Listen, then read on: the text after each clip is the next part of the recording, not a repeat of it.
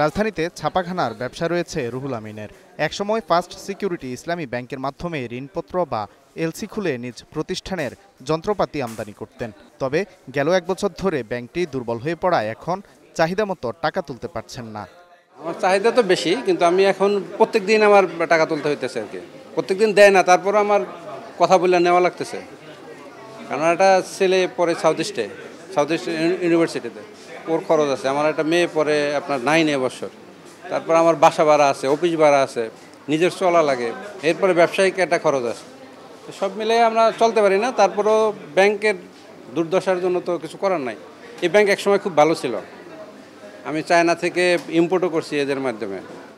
রুহুল আমিনের মতো এমন লাখ লাখ আমানতকারী রয়েছেন যারা দুর্বল হয়ে পড়া শরিয়া ভিত্তিক 5 ব্যাংক থেকে নিজেদের জমা রাখা টাকা তুলতে ভোগান্তিতে পড়ছেন। গেল 1 বছরে দফায় দফায় টাকা ধার নিলেও আমানতের টাকা ফেরত দিতে পারছে না এসব ব্যাংক। এই 5টি ব্যাংকে এখন একীভূত করে দেয়া হবে সরকারের মালিকানায়। এদিকে একীভূত করার খবরে নিজেদের টাকা ফেরত পাওয়া নিয়ে শঙ্কায় অনেক আমানতকারী। আবার অনেকের দাবি দ্রুত একীভূত প্রক্রিয়া সম্পন্ন করার। পাশাপাশি এসব ব্যাংকে অনিয়মের সঙ্গে জড়িতদের বিচারের দাবিও তাদের। 5,000 টাকার জন্য দিছে চেক, 1,000 টাকা দিছে কাটিয়ে দিতেছে না, এই 1,000ই দিতেছে না। আমি একটা ডিপিএস করেছিলাম, আমার ডিপিএসটা ভাঙা হয়েছে গত মাসে। এখন গত মাস ওনারা টাকা দেনে বলছে এই মাসে আসছে, এখন বলতে আছে 5,000 করে নিতে।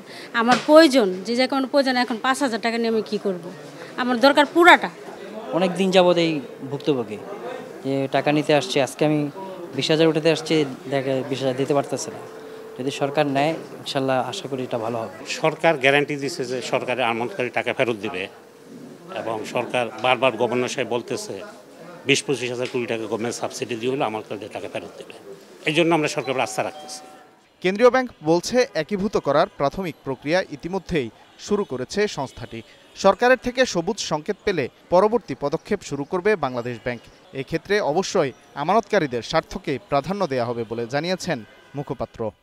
যখন সাময়িকভাবে হলেও রাষ্ট্রের মালিকানায় চলে আসবে ব্যাংকগুলো, জনগণের আস্থা স্বাভাবিকভাবে বৃদ্ধি পাবে বলে আমরা বিশ্বাস করি।